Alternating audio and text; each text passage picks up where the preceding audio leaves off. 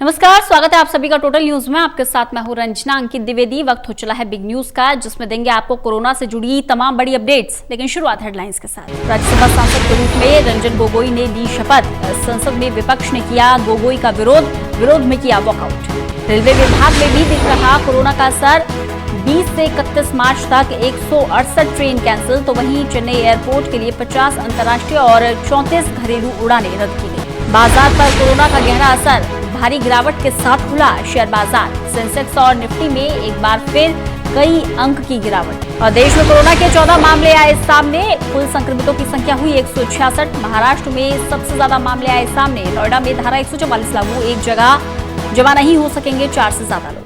और अब खबरें विस्तार से। देश भर में कोरोना के मरीजों की संख्या में इजाफा हो रहा है। इनमें 3 लोगों की मौत भी हो चुकी है, जबकि 16 लोग ठीक होकर घर जा चुके हैं। यानी कि अब तक आप देखेंगे तो कोरोना के कई मामले सामने आए हैं, जिनमें से 3 लोगों की मौत हुई है। कोरोना से महाराष्ट्र में पीड़ितों का आंकड़ा बढ़कर 49 हो गया है। इसके अलावा आंध्र प्रदेश में 2, दिल्ली में 10, हरियाणा में 17, कर्नाटक में 14, केरल में 27, पंजाब में 2, राजस्थान में 7, तमिलनाडु में 1, तेलंगाना में 13, जम्मू कश्मीर में 4, लद्दाख में 8, उत्तर प्रदेश में 19, उत्तराखंड में 1, ओडिशा में 1, छत्तीसगढ़ में 1, पश्चिम बंगाल में 1 केस सामने आया है।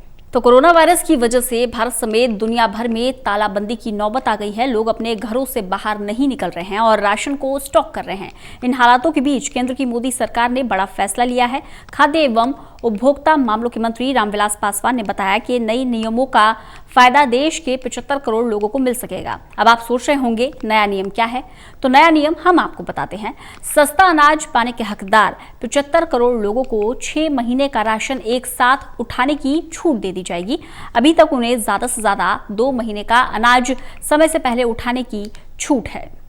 कोरोना वायरस का असर रेलवे पर भी पड़ रहा है। कई ट्रेनें कैंसिल हो गई हैं, जिसकी वजह से यात्रियों को परेशानी का सामना करना पड़ रहा है। रेलवे ने 168 ट्रेनों को कैंसिल कर दिया है, जिसकी वजह से अब लोग परेशान हैं। आपको बता दें कि कोरोना के कहर के चलते सरकार ने ये बड़ा फैसला लिया है। सरकार की पूरी कोशिश है कि लोगों की भीड़ इकट्ठी ना होने दे। इतनी बड़ी मात्रा में रद्द की गई ट्रेनों की वजह से पहले से ही अपनी यात्रा की प्लानिंग कर चुके यात्रियों को खासी दिक्कत हो रही है। इससे पहले भी भारतीय रेलवे ने 80 ट्रेनों को कोरोना के खतरे को देखते हुए रद्द कर दिया था। रद्द की गई ट्रेनों में उत्तर रेलवे की 8 ट्रेनें शामिल हैं। इसके अलावा हवाई यातायात पर भी कोरोना का बड़ा असर पड़ रहा है। कई अंतर्राष्ट्रीय और राष्ट्रीय उड़ानें रद्द कर दी गई हैं। इसके अलावा चेन्नई की बात करें तो चेन्नई के लिए भी कई उड़ानों को रद्द कर दिया गया है। कोरोना का असर भारतीय शेयर बाजार पर भी देखने को मिल रहा है और गुरुवार का दिन भारतीय शेयर बाजार के लिए डरावना साबित हुआ है। शुरुआती कारोबार में सेंसेक्स 1600 अंक लुढ़क गया, तो वहीं निफ्टी में भी 300 अंक की गिरावट दर्ज की गई। कुछ मिनटों में ही सेंसेक्स की गिरावट 2000 अंक तक पहुंच गई और निफ्टी की बात करें तो निफ्टी में भी गिरावट दर्ज की गई। सेंसेक्स 26,000 से नीचे आ गया, तो वहीं निफ्टी 575 अंकों के नुकसान के साथ 7,890 अंक पर पहुंच गया। हालांकि बाद में बाजार में निचले स्तर से रिकवरी देखने को मिली थी।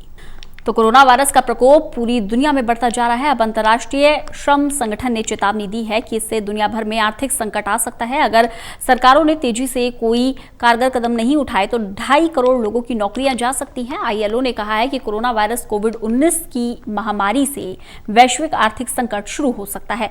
अगर इसके असर से कामगारों को बचाने के लिए सरकारों ने तेजी से कदम नहीं उठाए तो दुनिया भर में करीब 2.5 करोड़ लोगों की नौकरियां जा सकती हैं।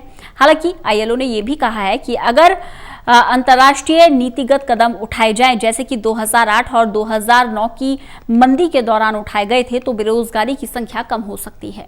अब बिग न्यूज में फिलहाल इतना ही, लेकिन तमाम बड़ी अपडेट्स के लिए जुड़े रहिएगा टोटल न्यूज के साथ।